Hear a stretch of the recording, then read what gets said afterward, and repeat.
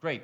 So I think the first thing that we should start doing is, if you don't mind, that you can introduce yourself to the audience so that they get to know who you are, where you come from, your age, what you do, and whatever you want to say and share with them. So please, go ahead. Cool. My name is Guillermo Miller. As he said, I'm 19 years old. I'm a co-founder of the Staredup Foundation, a nonprofit in the United States. We empower high school entrepreneurs and innovators to fulfill their dreams and accomplish what they do. And I'm also a marketing consultant and a speaker.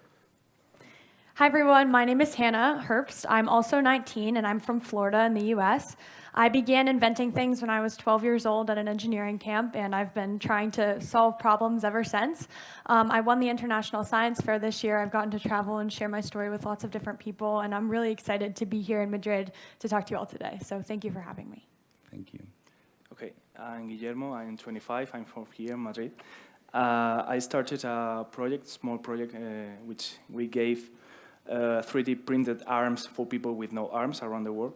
We started with just one 3D printer, and now we have like 25 collaborators, more than 100 arms around the world, and in 30 countries.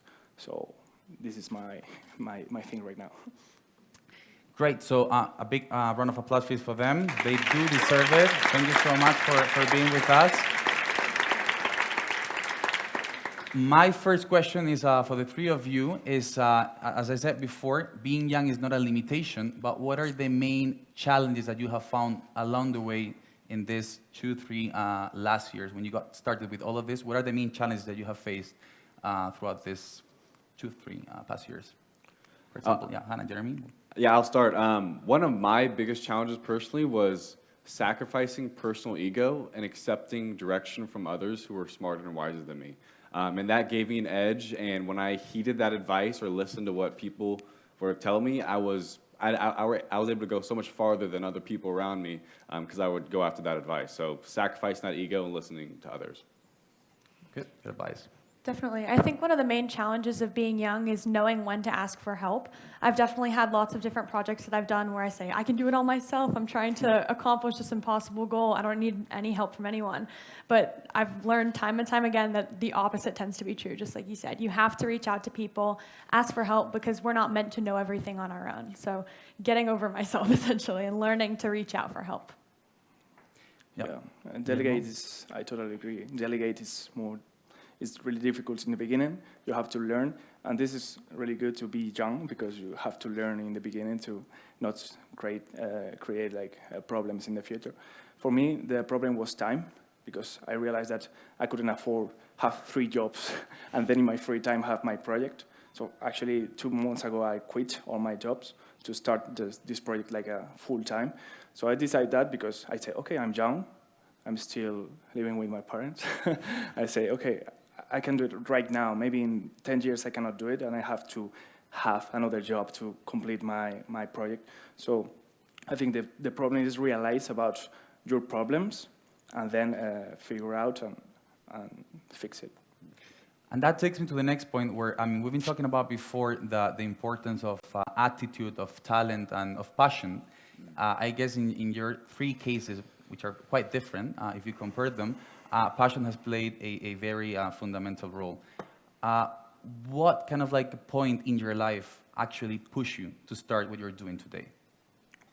What like, is there any concrete fact that happened to you, anything like, I don't know, a conversation with your father, something at school? What happened to you that actually pushed you to be, not, I mean, because if you compare yourself to other kids and maybe in your school, university, not all of them are doing like this amazing stuff. So what kind of things that did push you to actually start doing this kind of things? Yeah, sure, I'll start. So real quick about me, I was abused as a young kid. So through middle school, I had depression, and then come early high school, things got so bad for me where I ended up trying to take an attempt on my life. And long story short, through the help of friends and parents and counselors and God, I believe, I survived, and I found kind of a purpose and a passion for serving others, because when I could feel that I can make a difference in someone else's life or bring about positive change in someone else's life, that made me feel more fulfilled and alive than any drug or cigarette or anything that I try to make myself feel good.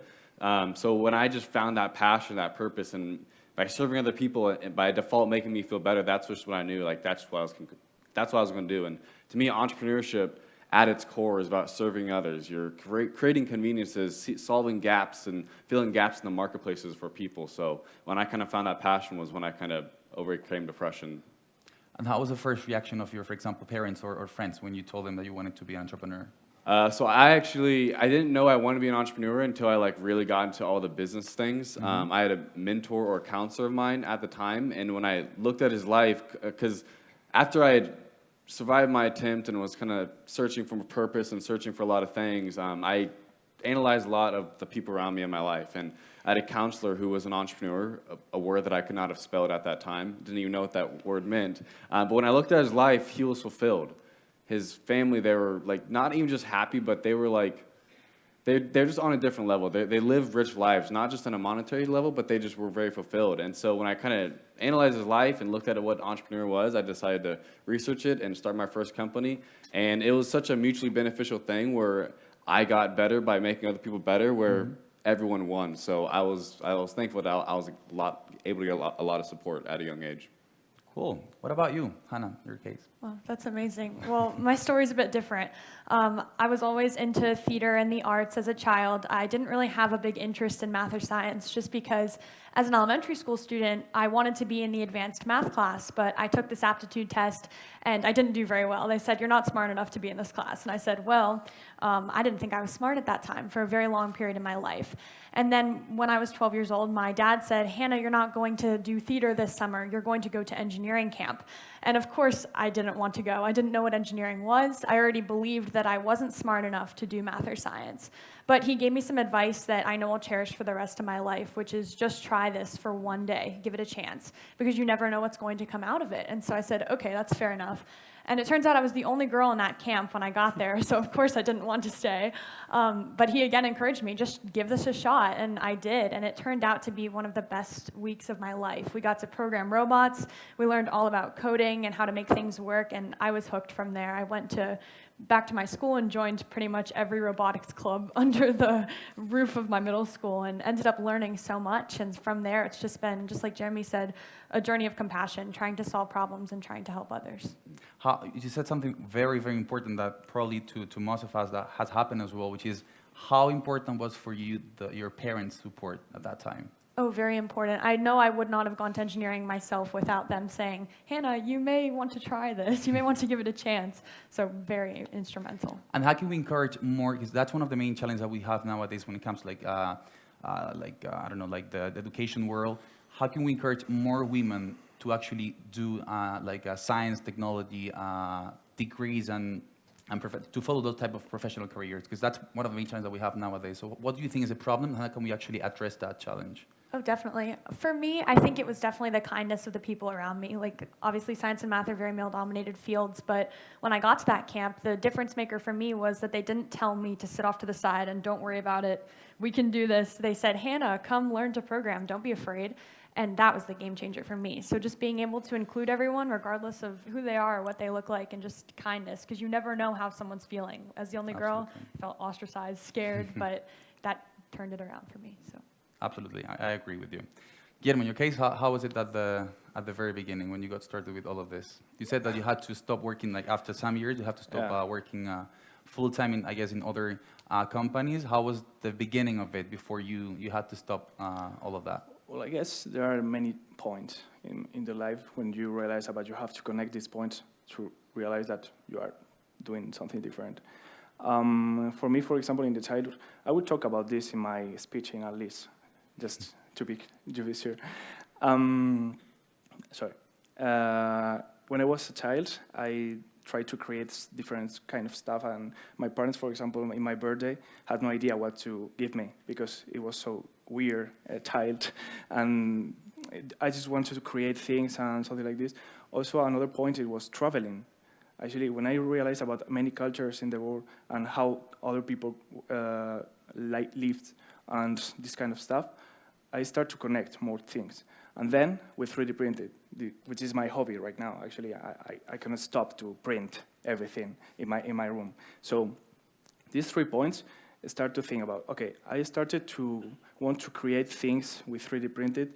I want to make the arm of Iron Man, for example, and then I say, okay, maybe Iron Man not, but maybe someone in the world needs this kind of thing. And I started to connect the points, and then I realized that I have to push this project. Then I was working, and then there was many emails, many requests, many this kind of events, many everything that I couldn't afford to go there. And also I couldn't improve myself, because I think this kind of events, you improve yourself a lot. So I decided to quit and start to create this project from the beginning in 100% full time. And probably one of the main questions that we all have when we attend this type of events, and you get to meet people like you, we all have ideas, but sometimes we don't really get to know how to get started. Like, what do we do first? Who do we talk to first? Do we have to get some money and then start a company? How do you get started with an idea to make it real? What are the very few first steps that you need to follow, in your opinion? Yeah, I think Hannah said it nicely. Just try things. Like my first entrepreneurial venture was a skateboard and longboard manufacturing company. I'm a skateboarder, and it failed actually at a loss of a couple $1,000s. But through that experience, I was able to find my passion and learn many skills and meet many people. So especially when we're young, when maybe 10 years from now you might be married and have kids. Failure is not going to keep you successful or keep you from being successful, but the fear of failure most definitely will. So if you just have that mindset of, I'm just going to try something, and no matter the outcome, I want to learn something and see if that thing was for me, then the world becomes your sandbox, because failure isn't that much of a scary thing looking down at you. What about you? How was at the very beginning? Like, what kind of things do you think that we need to first do when we want to set up a company or do something like you've done in your case? Yeah, I think the most important thing is to begin with a mentor. You cannot do it on your own. I'll tell you that right now. I know from experience. I know many entrepreneurs know this from experience. But in my most recent project, the inspiration was that my dad was given a 30% chance to live 2 years ago. He got late-stage cancer. He had an operation that led to an infection. And this really hurt me. I didn't want to do science anymore. I had no interest in getting up and going to lab. I didn't want to do it. And a mentor in my life said, Hannah, the worst thing you can do is see a problem and do nothing about it. Because I told her about my idea for preventing infection, which was a bandage with a micropattern on it. So I said, this is my idea, but I don't want to do it right now. So definitely get a mentor who can encourage you and who can make sure that you continue to get up when you fail and when you fall, because that's very important. Great. I think they deserve a big applause. So please, thank you so much for being with us.